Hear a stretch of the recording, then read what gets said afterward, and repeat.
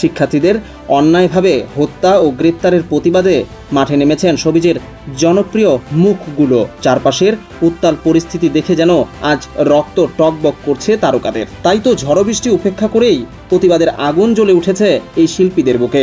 বৃহস্পতিবার সকালে রাজধানীর ফার্মগেট এলাকায় শিল্পীরা বিক্ষোভ সমাবেশ করেন।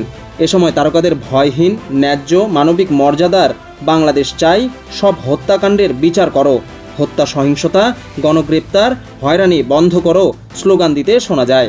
এছাড়াও আটক শিক্ষার্থীদের মুক্তির দাবি করেন শিল্পীরা। শহরের একদিকে যখন শিক্ষার্থীদের পাশে রাজপথে তারকারা, ঠিক অন্যদিকে বিটিভি পরিদর্শনে গিয়েছিলেন আরও এক ঝাঁক শিল্পী।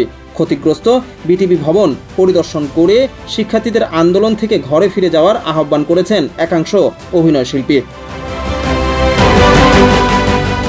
বৃহস্পতিবার সকালে বিটিভি পরিদর্শন করে এসব অভিনয় শিল্পীরা জানান, এখন আর আন্দোলন ছাত্রদের হাতে নেই। তাদের ঢাল হিসেবে আরেকটি গোষ্ঠী ফায়দা লুটছে। শিক্ষার্থীদের উচিত ঘরে ফিরে যাওয়া।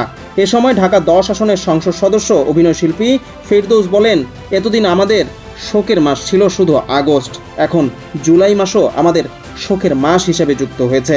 ছাত্রদের কোটা আন্দোলন যৌক্তিক হলেও এদের সঙ্গে অপশক্তি যুক্ত হয়ে আন্দোলনে ভিন্ন পথে প্রভাবিত করছে।